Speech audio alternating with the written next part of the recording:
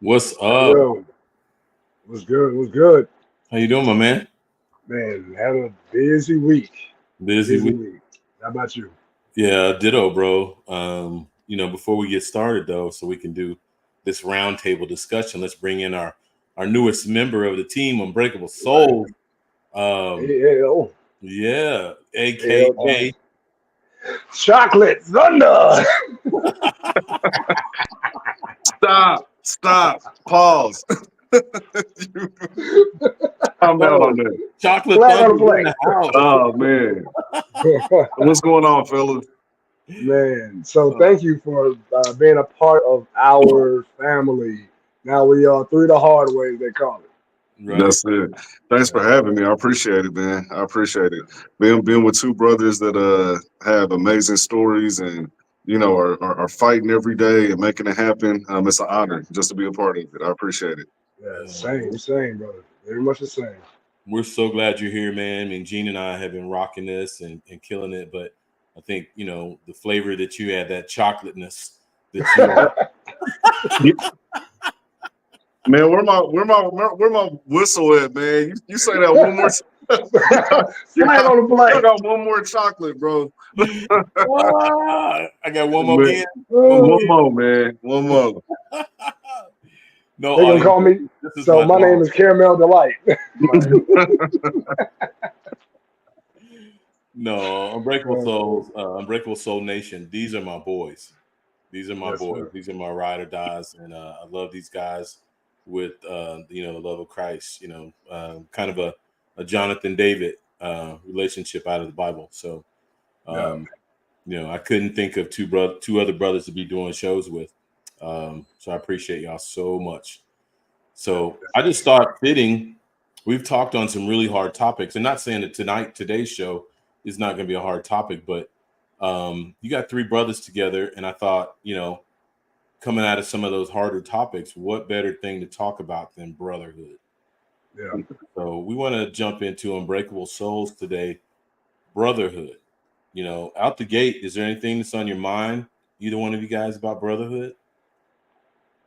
Yeah, just like for me, just having the knowledge that I have brothers who care about me, who've been through similar things. We have similar goals. Is just encouraging because in society, it kind of creates that the distance between men because it's soft to be to be chummy with a lot of dudes. Unfortunately, I don't understand that mentality, but that's the way society has it set up, where we're supposed to be isolated, and then we wonder why we are the first to have heart attacks or first to be deeply depressed or highly on drugs or alcohol or whatever be the case. So yeah, just having the camaraderie of brothers who I know been through some things I've been through or similar, and still just pushing through, finding the light in the darkness, and just being, no matter what, being their best selves. It's encouraging and deeply appreciated for sure. Yeah. Yeah, yeah. I think it even goes into the it's not what you know, but who you know. Right. Mm, We always hear that saying, but generally we relate it to like social climbing and right. finances and all those types of things. But when it just comes down to the core of who you are, and just being a man and making it through life's difficulties and struggles, it's not about what you know. A lot of times it's who you know, who's praying for you, who's got your back, Right. who are you having those tough conversations with, who's holding you accountable. And so Right. brotherhood is important. It's like iron sharpens iron, and I Right. wholeheartedly believe that. So, yeah, brotherhood it is. We think about, man, the fraternities, Yeah. you know, military, all these Right. different organizations where you see men excel. It's because there's that brotherhood. There's Yeah. the healthy competition, the constructive criticism. There's a lot of components to it, and so yeah, that's what it's all about. Yeah, that's what's up, man. And then me coming from a coaching background, and building teams, and you Yeah. can't have strong teams without brotherhood. Right. Um, and then you threw that military component that you're in a foxhole, and Yes. you better be down with that dude next to you because Right. his life is on the line and your life is on the line. So I mean, that's Right. huge. So Again, I couldn't have. I'm so thankful I got two brothers that I know got my back from the gate, and or ride or die. So, but yeah, let's jump in. Let me pull his points up here. Yeah. I wanted this first one. I think it's huge. Talking about shared experiences. So, I mean, brotherhood often stems from shared experiences, whether they're familiar, cultural, or communal. These experiences create bonds of trust and understanding that can last a lifetime. So, where does that land with you guys? Yeah. So kind of going back to what you said about like being in a foxhole together, it's like that experience will for always, link you because you know that I had his back, he had my back, and like literally life or death situation, I can count on this person. So you'll forever be intrinsically connected to that person, and it's the same like when you go through trauma in life. You have somebody who's there. You know, that shoulder that you can cry on, that sounding board. And it's like you will always remember those experiences and look at that person fondly Mhm. because y'all shared that trauma or whatever it was that you experienced. Well, and to your point, Dean, I'm thinking even a step behind the foxhole, man. So the training you Oh mentioned yeah, trauma. right, So I mean, part of that training is a traumatic experience. I mean, right. real talk. My boy's about to put me through some trauma starting on Monday. I'm thinking, uh, Get them together, brother. Get them together. I know Yeah, you happy about that. he coming to the Iron Jungle. He's ready to get it. Yes, sir. Yeah, But but no, the experience that you go through before you get in the dilemma or the Right, situation, you've built that relationship up over the course of time and during different circumstances or situations. So when hell or war does break out in your life, you know who those people are. Those are the people that are going to jump in the foxhole with you, not jump out. right, So right. where are you at with that, AL? no, another thought about the shared experience because there's one thing like when you're in something together. Mm-hmm. There's also we go through different phases of life at different times. And so sometimes you have a brother who's, like you said, a little bit ahead of you. And so they've experienced something. So they can tell you, like, hey, like, I know what's headed up the road. I know Right. what things you need to look out for. I know where you may need to detour. And so that's important as well. And that's where, like, really being open, honest, transparent, and being able to just share our general life experiences and seeing where they intersect. That Right. allows us to be able to help each other and really sharpen each other. So, there are things that we go through together. There's also things that we've gone through separately. And as long as we're open and transparent about our stories, it can help. It can help each other. Yeah. Yeah, and I think the power of what you just said, all of it was good, but the transparency piece, Yeah. Amazing. that I think about shared experiences, but shared experiences with transparency are two different situations. All of Right. us have shared experiences with brothers, right? Right. Right. But how many can you even count on one hand that you have shared experiences with brothers with transparency? Yeah. It's rare, Yeah. unfortunately. One of Yeah. the things that you're like, hmm. But so let me ask you guys though, why do you think that is? Like, why are men so guarded in conversations with each other? Yeah, I would say because I mean society frames it that way. Like you're not supposed to be close to another man and be open and vulnerable, or you're soft, Right. or even they get to the point where like if you're too close to another man, oh they must be gay. Mhm. Like silly stuff like that that has nothing to do with truth. It's just society kind of frames it as it is something that makes you weak. Well, I love all of that. I would even say, to your point, is we've adopted a worldview of the world instead of a biblical worldview, where in the Bible or a biblical worldview, that's taught to be honor, you know, Hmm. to be your brother's keeper. That scripture we keep throwing out there, iron and sharpen ironing. That's what it's Right, talking about, being there to strengthen your brother in every facet of his life. right. That's powerful, man. What about trust? I am my brother's keeper. Yeah. Like have you ever wanted to be transparent and felt like I don't know if I trust him with this story or this part of my life? Yeah. Well, wouldn't that stem from prior experience of hurt and betrayal, where you did extend that olive branch to that person, and you were wounded or taken advantage of, or viewed as soft, or whatever? Yeah, Hey, I would think so. Like, I think at some point, all of us have, shared something with somebody, and then it ends up getting out, or maybe they view you differently. As you're transparent and you're saying, "Hey, this is part of my story," and now they're looking at you different. And Right. so I Right. think that there's a trust factor that a lot of times we have to get over. Right. Yeah, it keeps yeah, us closed off. AL and the folks, Gene and Coach, actually was on a Facebook discussion that was quite interesting because it actually involves our mayor here in Durham, who actually spoke about entrepreneurship and enterprise at the DNC, and they're exactly going to do an event later on this evening to celebrate his being able to speak about Zwelly's, which is his restaurant. But there's been some back and forth conversations similar to what you've been talking about, and I'd love to read one of these quotes and hear y'all's thoughts around this because it actually plays into what y'all have been saying. So one of the Facebook posts that I was reading in this back and forth conversation was saying, let's tell the real issue of the problem with our youth. It's called bad parents and the separation of the father inside the home.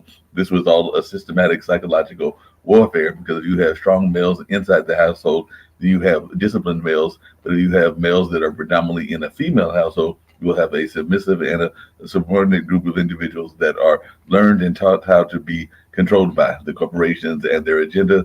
Let's start putting penalties against bad parents whose children cause destruction behavior in our society. And one of the things that I raised to that particular individual that posted that was that I knew some folks that were in some strong black males of different ages that even some that came out of a single family household and all along those lines. So I felt that he was maybe being a little bit overly generalizing because I have seen some of what he's talking about, but I was just wondering y'all's thoughts along those lines because he also had something else that I was going to raise as well in that same line. But like I said, one of my counters was I've known some people that have been effective leaders that have come out of different types of households, but not saying that we don't need to be strong male leaders. Hmm. Um, I would say for sure. I mean, it all depends on. I mean, even within the household, you may not have that strong male or whatever, but as long as you have that in your community, you know, then it's easy for you to become that person because you have an example. You have someone to look forward to.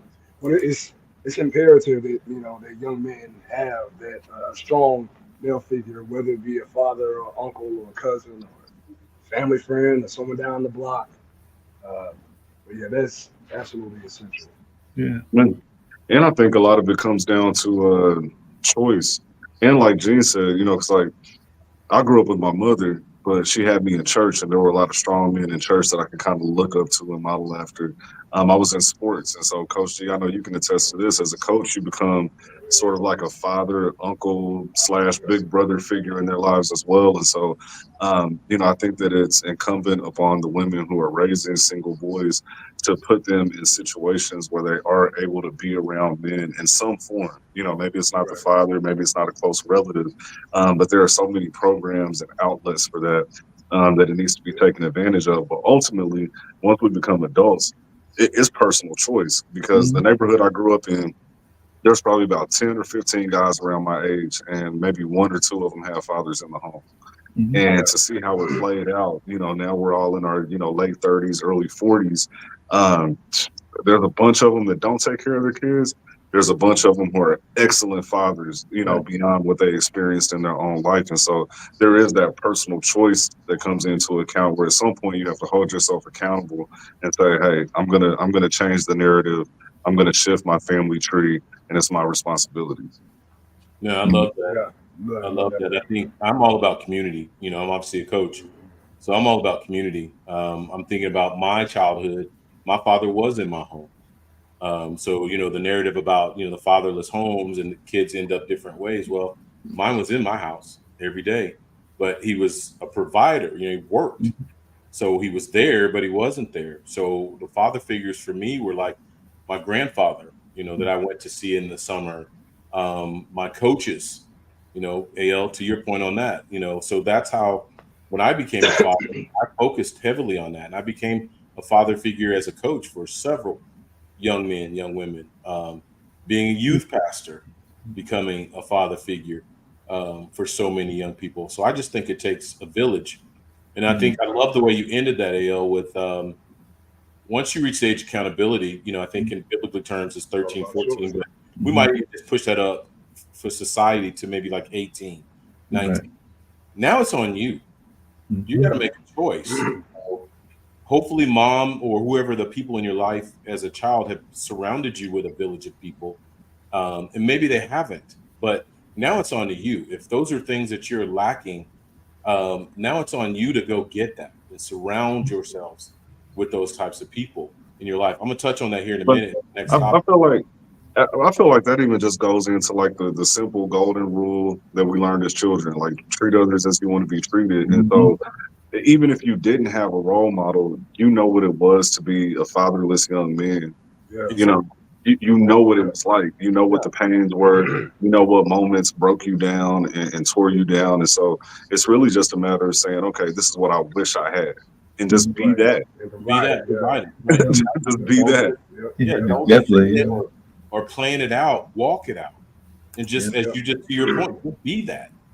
Right. Hey, Coach, along those same lines, I know y'all got some other things y'all want to get to, but one of the other things that the person said in that comment, and I'll just paraphrase this one, is that sometimes, and I have seen this happen before, that there are strong women that can kind of like be both the father and the mother figure and everything, but sometimes that if the uncle figures or somebody that is not their biological father falls into that place, that sometimes those women that are so strong sometimes push the man away that are those uncle figures and everything. So I was wondering y'all's comments on that, because that's kind of what the gentleman was saying, is that sometimes he saw people that could be those uncle figures or those mentor figures, but because of their own resentment, they would sometimes push those strong men away because they still had some stereotypes based on how they had been treated by the men in their lives.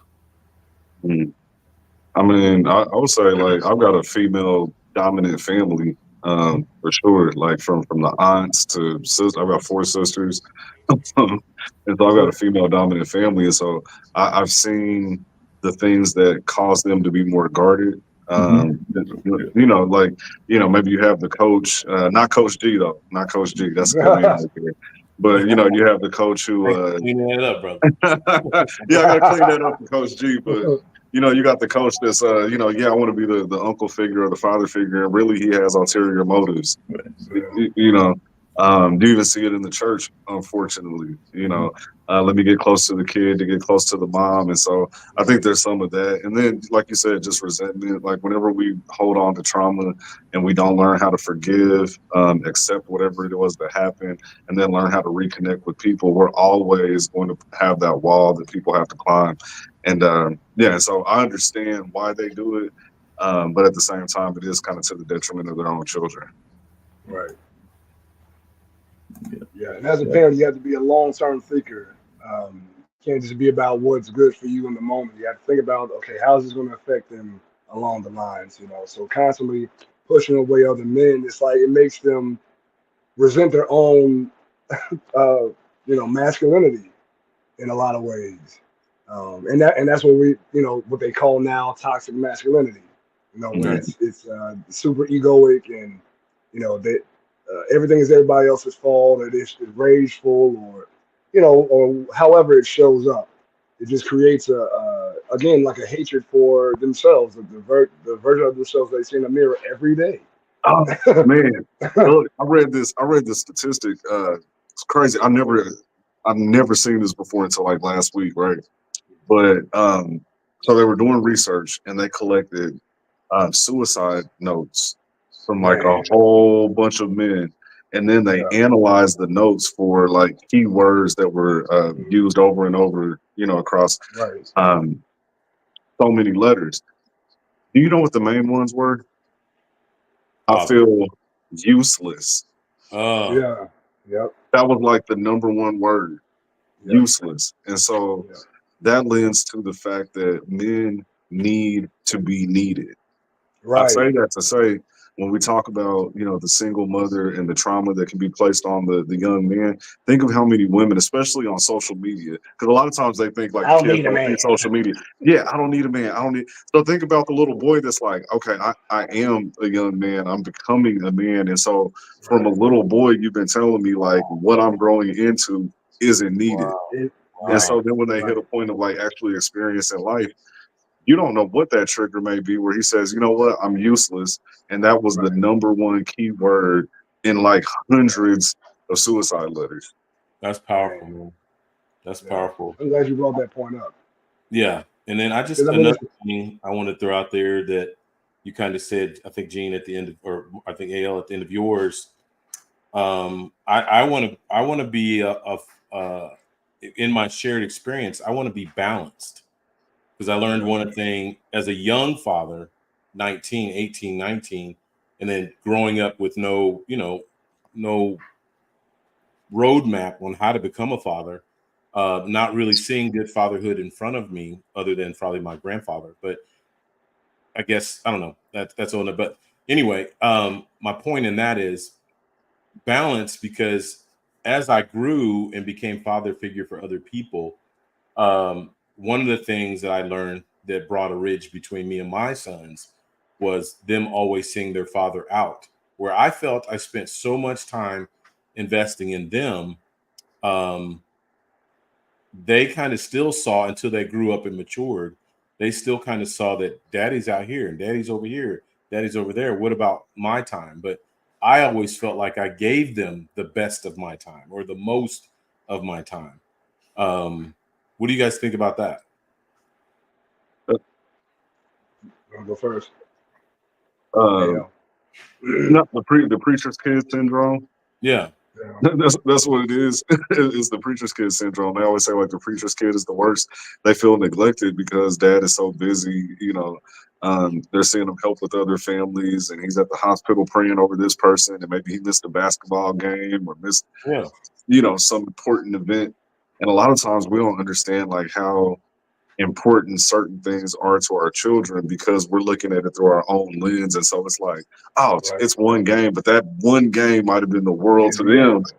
you know, Right. and so now they're holding on to that, and it creates that resentment. So I would say it's kind of like the preacher's kid syndrome. But I, Yeah. I think I think so many kids, I love what you're saying, are listening to what society's saying. Because I'm using my personal example, to your point, the things you just said, is I was that dad who didn't miss a game. I didn't miss anything. I didn't miss anything. I was at everything: music, basketball, school stuff, anything that they did, I was there. And because my father wasn't there, But, so I was the one that said, "Okay, I didn't get these things, so I'm going to give these things to my sons." But I still feel like at some point they listened to the noise of the world instead of looking at what was actually in front of them, because they had the father who was present, who provided love and support and comfort all along while I was helping this kid, that kid, all these other people. So fathers, I feel like we've got to have balance. And even if our kids, because perception is reality, gentlemen, uh, perception is reality, even though I would say their reality was wrong. But if that's how they perceived it, then And it's the that's where truth. balance steps in. You got to step back and give more time and show yourself more present with your own kids, because first ministry starts in your own household. Right. Were you about to say, I, Gene? yeah, I was going to say, and what actually we need to transpire in situations like that. Like we need to have those sit downs with your children. Sit down and ask them what they need. What do you need from me? You know, how can I uh, create a environment where you feel safe, where you feel loved, where you feel seen? How can I do that? And that, I mean, and with that, you allowing yourself to be vulnerable to your children who see you as a strong figure. So it kind of sets an example of, okay, my dad is not so full of himself that he can't humble himself and ask me, what can I do better as a father and as a Right, person? right, that's right. good. That's I think that's good. hugely important. That's good. I used Good. to have those type of conversations with my children often. Hey, what can I do differently? You know, or Dad, I didn't like that. Oh, I'm sorry. Okay, so what can I look? You know, it was my perspective. What can I do differently? What can I do better? So, and that's what I Well, guess yeah, is something major. I think as fathers, we've got to have balance, and to your point, we got to always be humble and evolving. Knowing that we're not perfect, our children are not perfect, and just continuing to grow, which leads us into our next point, which is support system. Brotherhood provides a vital support system where individuals can rely on one another during challenging times. This mutual support fosters emotional resilience and personal growth.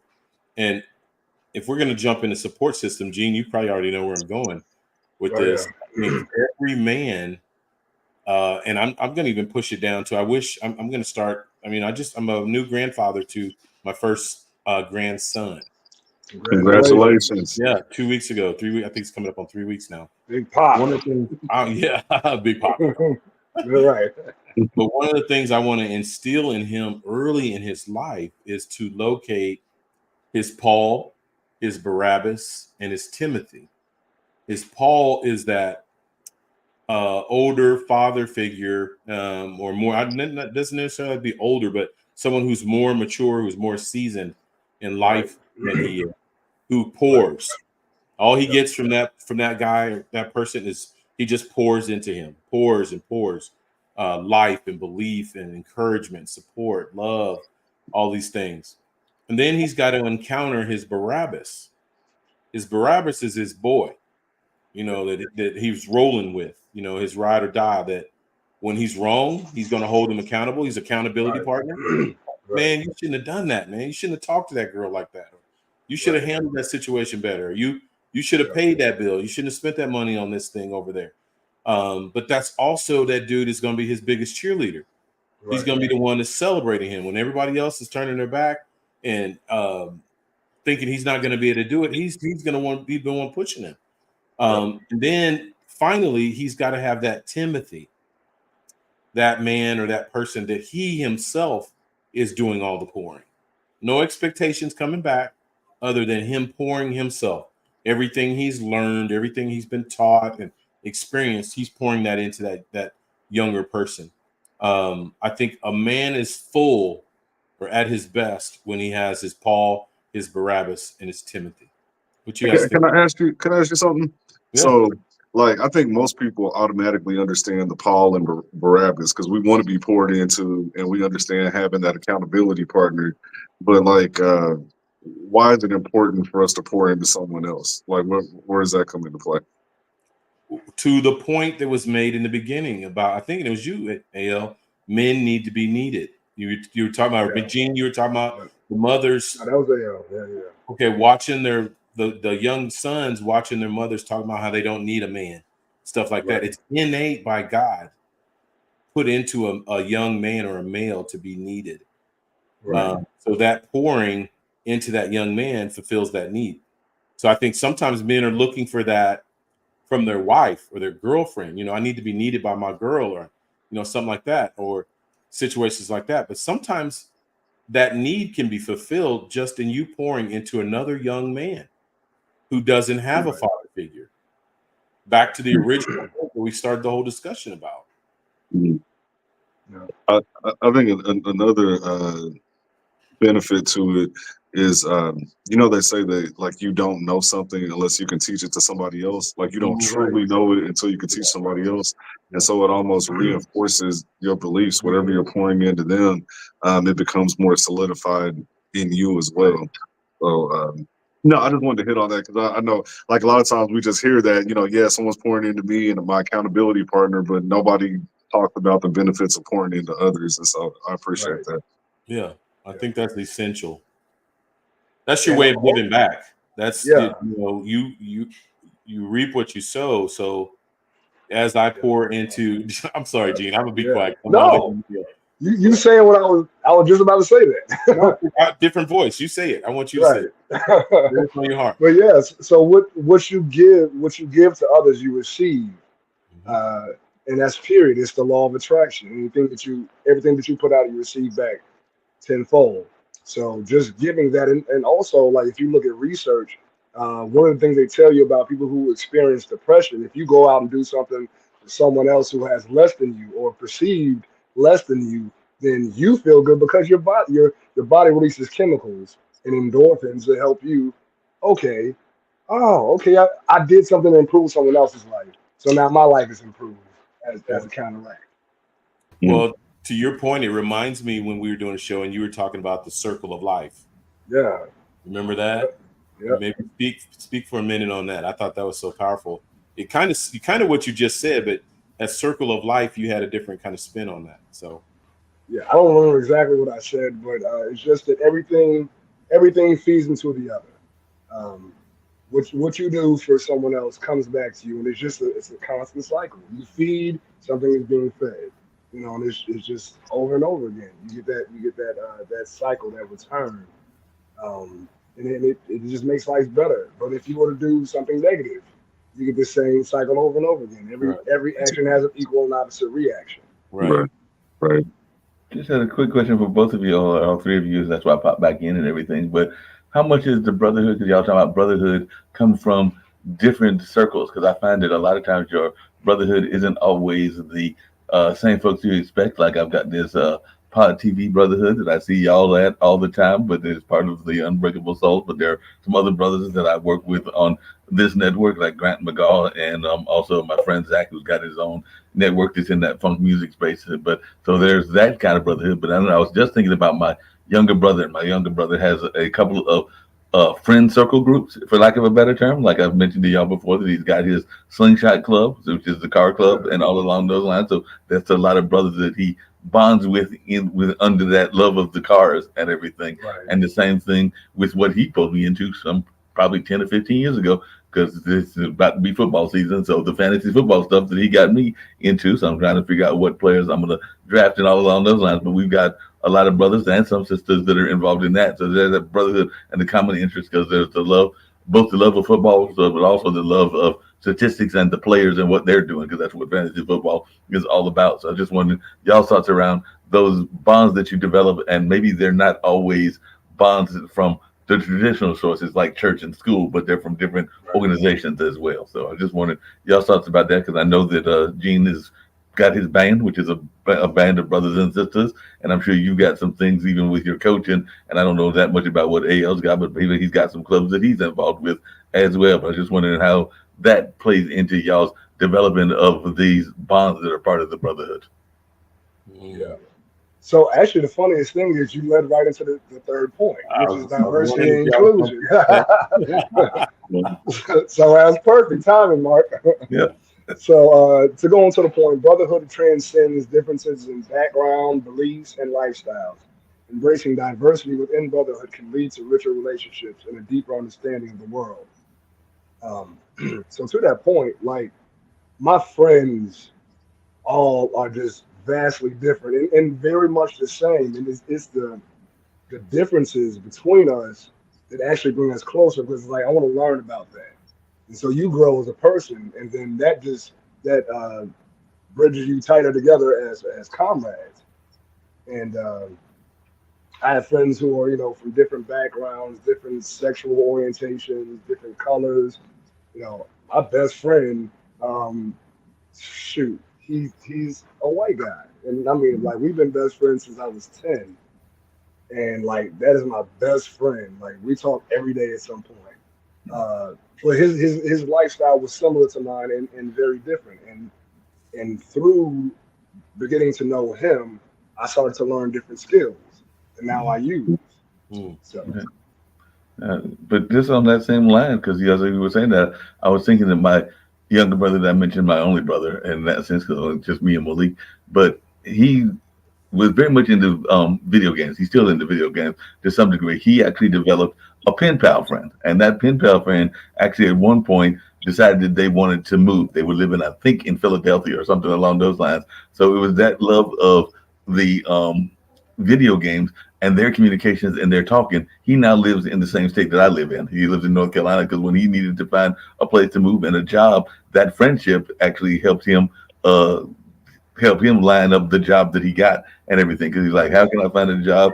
And then I'll reach out to my brother, and Malik told him about some of the development things in this area. And it is my understanding from him that he helped him come down here from up north and everything along those lines. But it was that friendship that they had over literally a video game. I think it might have even been Call of Duty, like one of those war type games, and they became friends over that game. And at the point in his life that he needed to move, he was like, "Well, I'm thinking about coming down to North Carolina." And he moved not to my city. I think he's in one of our cities in the adjacent county and everything. Right. Mm-hmm. Well, I think for me, diversity and inclusion, I'm always trying to walk in someone else's space. You know, especially when we just talked about the Paul, Barabbas, Timothy, especially the Timothys of my life. I want to enter their space. I don't want them to have to come up to me. So you mentioned video games. So like one of the things I did with my sons, I mean, I like video games, but I'm not the super gamer like they were. But some of our best conversations was dad sitting down next to them, putting on the headphones and playing video games with them. Or just finding the young people, you know, that we're pouring into, finding the areas or space that they are interested in and jumping into them, which now creates an opportunity of trust and respect. Yeah. Um, the hard lessons or questions or things that you want to now share with them, now they're open to. Yeah. You know, they're vulnerable to because you've entered their space. Right. Kind of takes me back to Jesus feeding the 5,000. This is foundational for me in my faith. And I hope you guys think about this in relationships, that what I take from that lesson is that he met the natural need of the people first. Him being God, he knew everything they needed spiritually, emotionally, physically, whatever. But he understood the concept. If I meet the natural need of these people first, then that brought instant credibility, trust, and rapport. Now, the spiritual things that he wanted to share with them, they were open. They had an open ear, ready to hear. Yeah, Right. it makes a lot of sense. As you were just saying that, Coach, I was just thinking about something that got some negative criticism or negative pushback and everything. But to me, and I don't know what y'all thought, it was one of the most beautiful moments of fatherhood or a father-son relationship and everything. So I don't know if y'all paid attention to the political landscape this past week because the DNC was going on and everything. But one of the most touching moments that I saw was literally a neurodivergent son of one of the candidates who was so proud of his dad that when he sat and was making his speech, he literally sat there and said, "That's my dad," and everything along those lines. And that was the gentleman that was the vice president's son and everything. So Tim Walz has two kids, one a daughter, and he's also got that neurodivergent son. And that's a whole other type of things that parents have to deal with. Is folks in that ADHD kind of space and everything. And there have been some forces out there that have given him a hard time, but I don't know about the rest of y'all. But when I saw him doing that, it actually teared me up and everything because I'm sitting there going like, he's in the midst of all of that hoopla, he was recognizing that his dad was stepping into a greatness lane and everything. Yeah. That's good, man. Yeah, that's definitely heartwarming. It's different when your child is proud of you for you being your best self. Right. And that also creates the lane for them to do the same thing. You set the example. So yeah, and then like you said, dealing with a child who has ADHD or is on the spectrum. Right. When they recognize, like, because their mind operates differently. Actually, their mind operates way more complex than ours do. And when they recognize, moments like that, like you said, stepping into his greatness, is just like, wow, okay, he's very aware, he's very in tune or attuned to what's going on around him, and just to see that I guess the pride in his eyes, man. I can guarantee you, once his father saw that later on, he probably teared up too. That's my son. What you chomping on, AL? Oh no, man. Look, I'm just enjoying the conversation. I'm just enjoying the conversation, man. This is good. This is good. But no, I think having a diverse brotherhood is important. I think with anything, like diversity of thought is extremely important, and it's something that's really lost in society now. Like when you think about social media and how the algorithm works, it creates echo chambers because it gives you more of what you think versus having that diversity that challenges your thought and helps you expand. And so a lot of times, like we remain stagnant and we don't grow because our thoughts are never challenged. And so I see that as one of the key benefits of having a diverse brotherhood, different backgrounds, different perspectives, and it challenges you.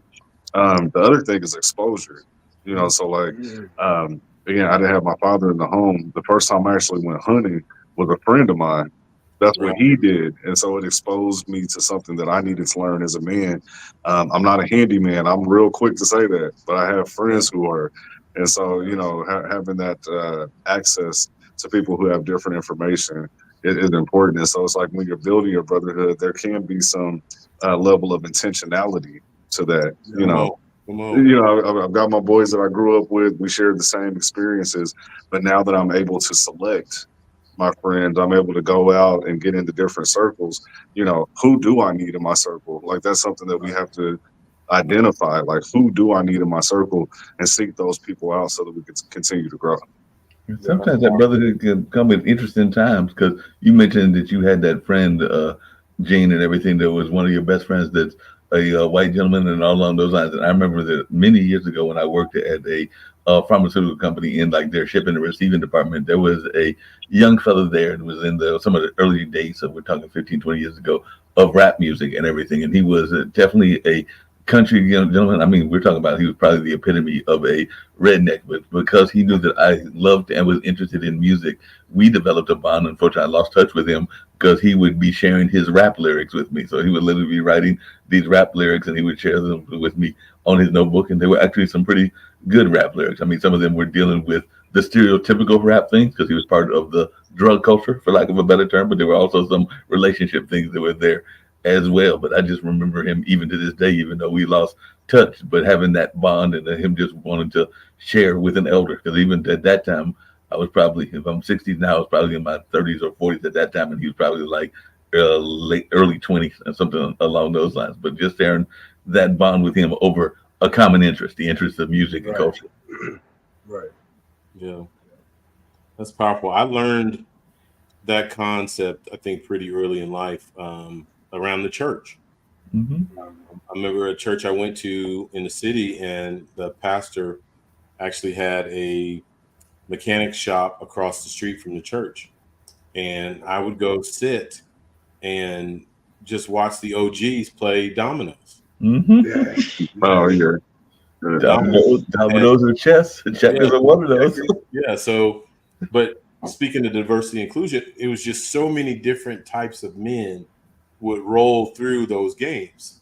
And so I gained so much intel Mhm. into different situations or experiences because of that particular situation. It was just powerful.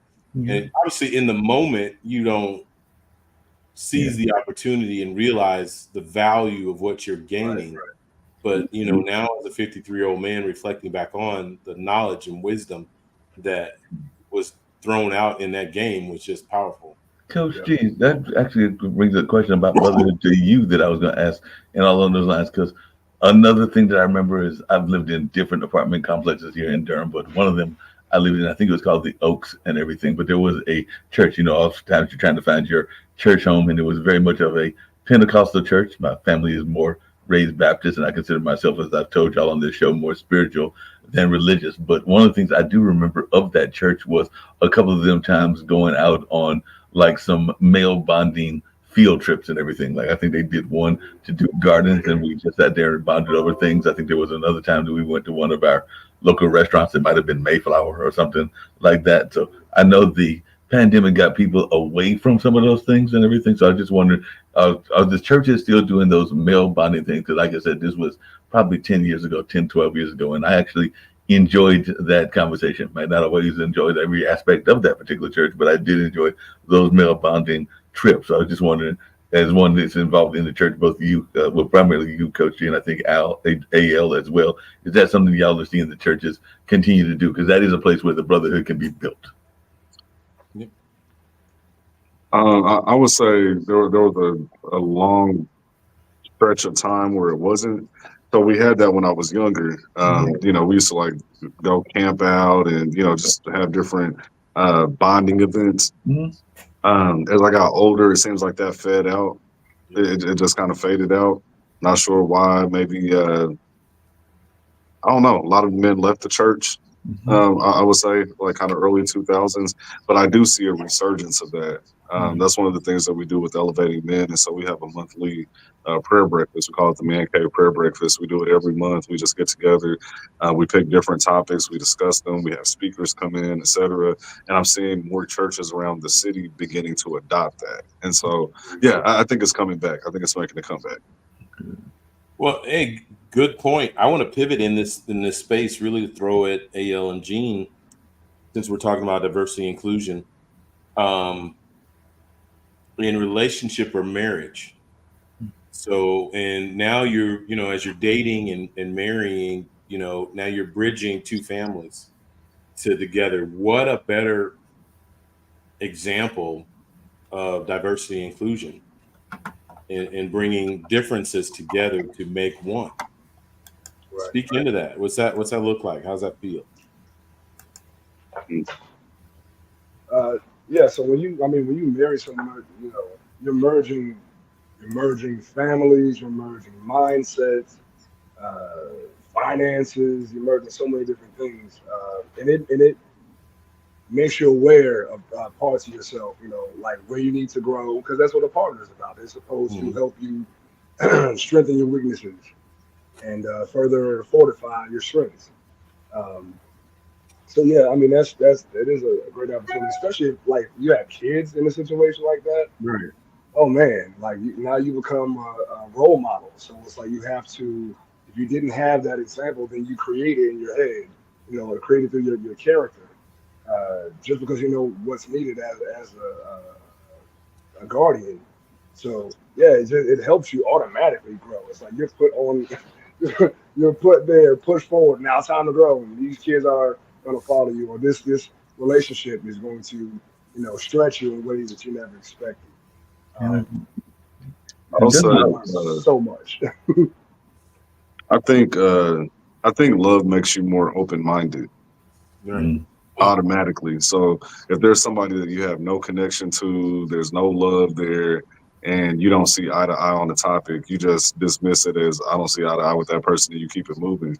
But when it's someone that you're trying to form a bond with, especially long term, as in marriage or a long term relationship, you could have two completely different perspectives. But because you love that person, you're like, well, let me hear them out and at least try to see their point of view, because it can, create another bond. It's another level of trust and intimacy when we can let go of a portion of ourselves to pick up a portion of them. And so I think that that would be the biggest way that I see it really stretching you, is just the love actually being a part of the equation makes you more open-minded automatically. That's good. Coach, if I could just add something to that, and I know it doesn't always happen because I know when I'm not trying to touch on a sensitive topic that it doesn't always happen, including to some of the people that are here in this particular room. But it is beautiful that I have seen occasionally a brotherhood being developed by the expanded family, because sometimes when you have that blended family, they're expanded families.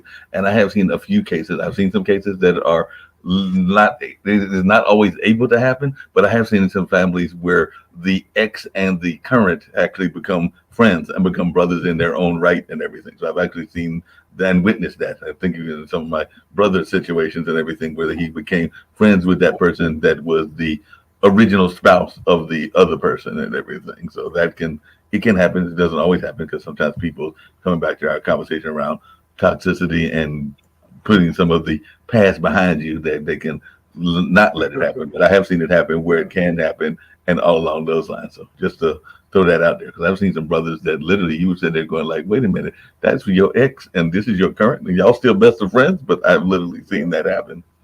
Yeah, I think that's beautiful. I mean, I haven't personally experienced that situation, but I think that's beautiful that it can happen. I've seen it happen. I'm just saying, me personally, that's never happened to me, but it's definitely possible, and I think it's powerful.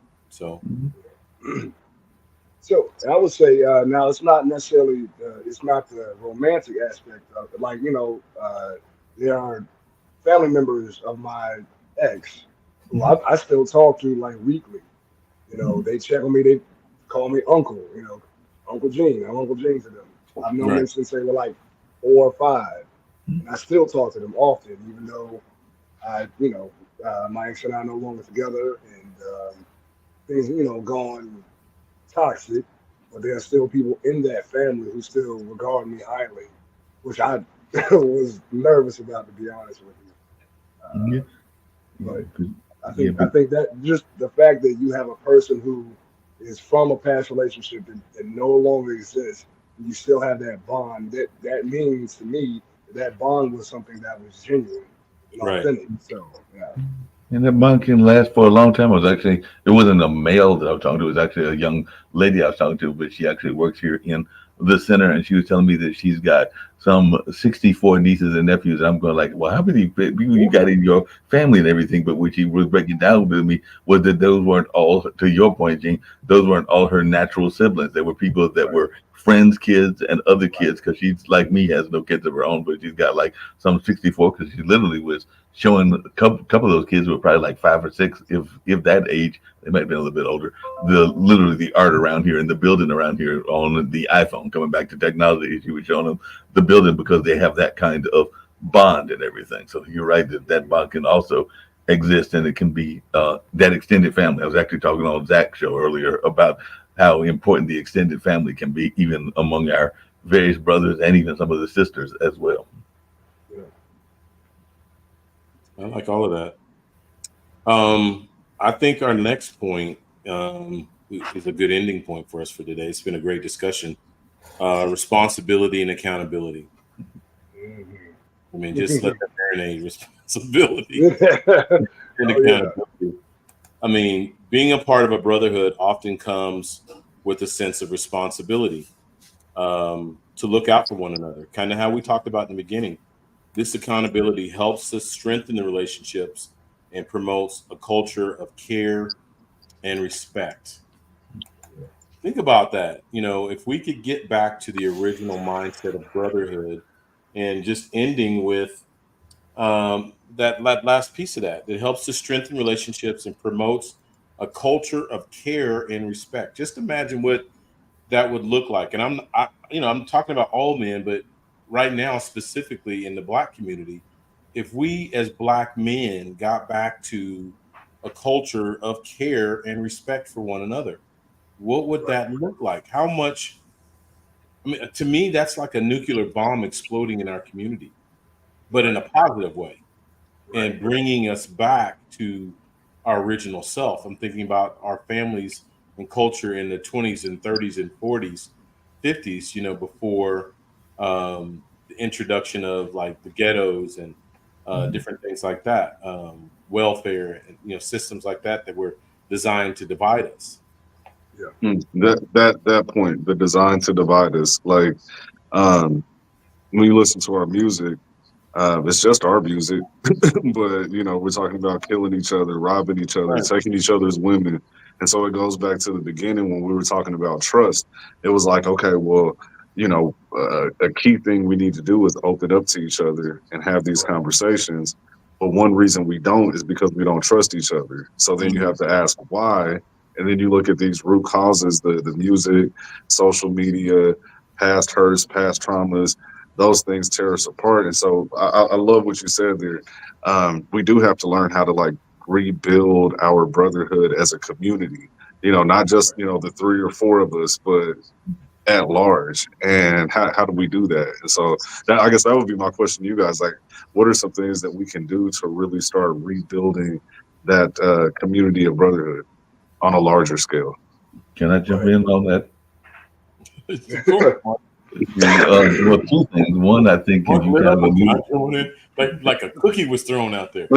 yeah, a I was couple of things. pulled up. Well, a couple of things I was going to bring into the whole notion is that one, because y'all know that part of one of my missions in life is you have to understand that history and understand our history and all along those lines, because that was intentional. Like I said, I'm here in Durham, and they literally ran a highway through us to destroy the Black Wall Street. But I love a quote that we have here that talks about how literally everything from cradle to grave you could have within our community. So we need to find ways to go back to supporting our different business owners that are doing things like that. Matter of fact, later on, I told y'all I'm going to go probably about 30 minutes to an hour to Black August in the Park, which is celebrating our Yes, culture. And there's a number of them around the country and all along those lines. But it talks about how literally in this city, there was a man that could design your suit. Literally, you can make your own suit like a tailor, or he could design your shoes, and they even make your bed, your mattress. And we got away from that and all along. But the other things that I get frustrated by, and I know some of my other friends get frustrated by, and I've heard all three of you say that to some degree, is this notion. The OJs did this song called Backstabber, and I think sometimes we take it too much at heart, and we are sitting there too much worrying about people stabbing us in the back and not figure and like taking it too much at heart in the what they're doing versus trying to find a common ground and everything. Because that's where I get frustrated. It's got that crab in the barrel attitude. It's like, well, I don't like him, so I'm gonna find a way to tear him down versus building him up. So I think we got to find ways to build our fellow brothers up and not tear them down, even if we disagree with them. I mean, there's people that are supporting that orange man that I don't like, but I'm not going to tear them down. They've got the right to do that, even though that's their prerogative. I will do things in my capital and my area to build the other person up. But I think sometimes we're too busy tearing people down and not finding ways to raise them up. Yeah. So I would say, like, we have to get back to the community mindset. Understanding that our life affects everyone around us. So we need to be authentic and genuine in our individual relationships, and then as it pertains to a community, I love the example of the Black Panther Party. Yeah. They had everything set up for their communities, where they had food, education, protection, all the essentials were taken care of. It was a community. Everyone talked. Everyone knew what the right hand and the left hand were doing. There was, obviously you have problems when you have communities, but it's something that you could work through. But there was a structure set up where they were constantly assessing the needs of the people around them and then providing programs to bridge those gaps. So we had to just get back to the mindset that I am my brother's keeper. I am my sister's keeper. I see you need something. If I can provide it, then I provide it. And then the mutual support, like you said about the laundromat or the tailor, or the cobbler down the street. Hey, let's start rebuilding our own community so that we can look at each other and know that I'm doing something to help you, you're doing something to help me. So now that automatically creates a bond. We've gotten away from that, going to Walmart as opposed to going to these mom and pop shops, which has created, again, a dissonance in our communities. So we just need to get back to supporting each other and being genuine and authentic when we interact with each other individually and collectively, understanding that we all have really the same goal. Now, how it looks, how you manifest, getting to your goal is on you, but we all have the same end goal, which is to be happy, to be provided for, to be cared for, and all of those things. So community mindset to me is what's sorely lacking now. Yeah, you guys know my heart. I'm all about community. One of my concerns, though, as I'm diving a little deeper into this, I've been talking a lot about lately post-traumatic slave syndrome, and just how much it's innate. The experiences of our forefathers is a large part of what keeps us separated. And again, that was intentional. And I think some of the things that they're being said and done now are subliminal and pull out that trauma inside of Black people and push us away from things that we know we should be doing. We were at our absolute best when we were together, when we were family. We took care of our neighborhoods. We took care of our communities, and we've gotten away from that. Totally gotten away from that. I know I read it before, but I don't think AL was here on the last time I read it. But that quote that I had, because it's a short one, but I love this quote, and I'm going to read it to y'all. But it's actually from W.E.B. Du Bois. Today, there is a singular group in Durham where a Black man may get up in the morning from a mattress made by a Black man, in a house which a Black man built out of lumber, which Black man cut and planned. He may put on a suit which he brought at a colored haberdashery, and socks knit at a colored mill. He may cook victuals from a colored grocery on a stove which a Black man fashioned. He may earn his living working for a colored man, be sick in a colored hospital, and buried from a colored church. And the Negro insurance company will pay his widow enough to keep his children in a colored school. This is surely progress. So that was what W.E.B. Du Bois wrote in his book, The Upbuilding of Black Durham, the Success of the Negroes and Their Value to a Tolerant and Helpful Southern City. And it breaks my heart that that's gone. Yeah. So I just say, brothers, we got to do our part. It's that old ripple effect, in the pond, that you throw the pebble in the pond and you think, oh, I can't make a difference, just me. But what if there's a million of us standing around watching the show and saying, what if I just start? Right. What if I do my part? Then that ripple effect going through the community will just be powerful. So I'm excited that I'm surrounded with 3 other brothers that are doing their part in the Black community. And I would say communities, because we don't just limit ourselves to the Black community, but that's home. Right. That's home. Your first ministry is your own home.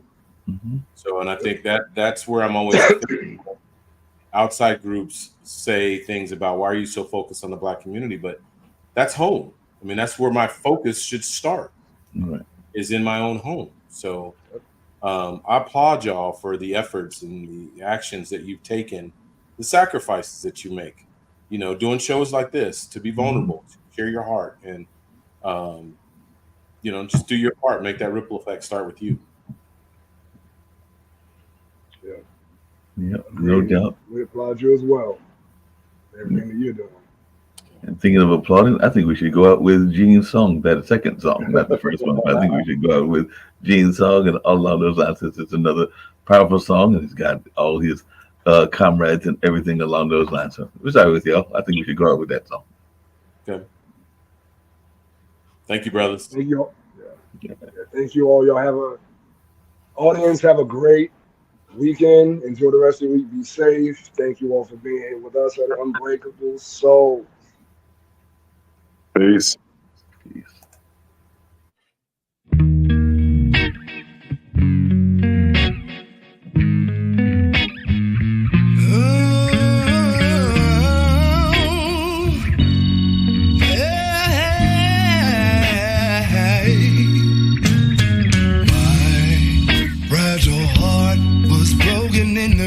Shots of clash ups in the creases. Sold parts of my soul to appease your demons. What the hell to bring you peace? And my heart lay tossed to the ground, broken and neglected by you.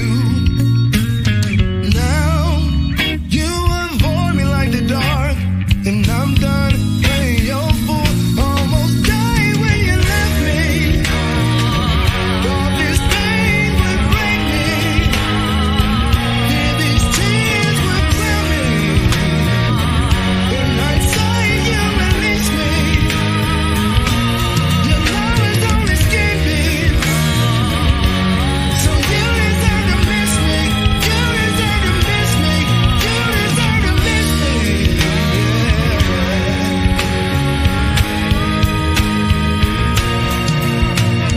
Hurt and confused. Why do I deserve your hatred? As a villain I've been painted. Spitting venom in the mist, weaving lies as you spin, manufactured reality.